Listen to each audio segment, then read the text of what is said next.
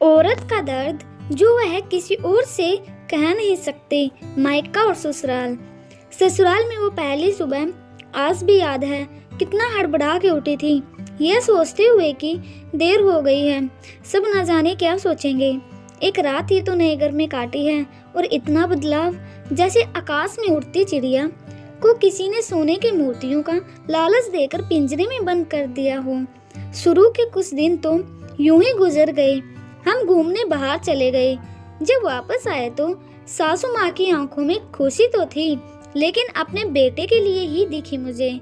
सोचा शायद नया नया रिश्ता है, एक दूसरे को समझते देर लगेगी, लेकिन सम्या ने जल्दी ही एहसास करा दिया कि मैं यहाँ बहू हूँ।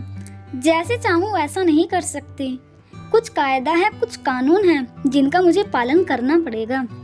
धीरे धीरे से बात करना, धीरे से हंसना, सबके खाने के बाद खाना, यह सब बातें जैसे अपने आप ही आ गई। घर में माँ से भी कभी कभी ही बात होती थी। धीरे धीरे पीहर की याद सताने लगी। ससुराल में पूछा तो कहा गया अभी नहीं, कुछ दिनों के बाद। जिस पति ने कुछ दिन पहले ही मेरे माता पिता से यह कहा था कि पास ही तो है, कभी भी आ जाएगी, उनके भी सुर बदले हुए थे। अब धीरे धीरे समझ आ रहा था कि शादी कोई खेल नहीं है। इसमें सिर्फ घर ही नहीं बदलता, बल्कि आपका पूरा जीवन बदल जाता है।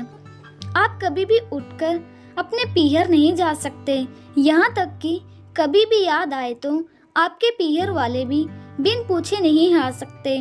पीहर का वह अल्लड़पन, वह बेबाक हंसना, वह झूठे मूड सोई से कुछ भी छू लेना, जब मन चाहे तब उठना, सोना, नहाना, खाना, सब बस अब यादें ही तो रह गई हैं। अब मुझे समझ आने लगा था कि क्यों विदाई के समय सब मुझे गले लगाकर रो रहे थे। असल में मुझसे दूर होने का एहसास तो उन्हें हो ही रहा था, लेकिन एक और बात थी जो उन्हें अंदर ही अंदर परेशान कर रही थी कि जिसे उन्होंने मुझे इतने साल दूर रखा, अब वह मेरे सामने आ ही जाएगा। पापा का यह झूठ कि मैं उनकी बेटी नहीं बेटा हूँ, अब और दिन नहीं छुप पाएगा। उनकी सबसे बड़ी चिंता यह थी कि अब उनका यह बेटा, जिसे कभी बेटी होने का एहसास ही नहीं कराया था, जीवन के इतने बड़े सच को कैसे स्वीकार करेगा। माँ को चिंता थी कि उनकी बेटी ने कभी भी एक गिलास पानी का नहीं उठाया, तो इतने बड़े परिवार की जिम्मेदारी कैसे उठाएगी।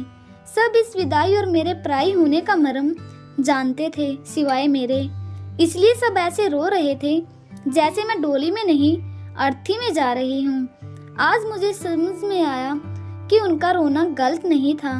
हमारे समाज का नियम ही यह है कि एक बार बेटी डोली में विदा हुई तो फिर बस वह मेहमान ही होती है घर की, फिर चाहे कितना ही क्यों न कह ले कि ये घर आज भी उसका है।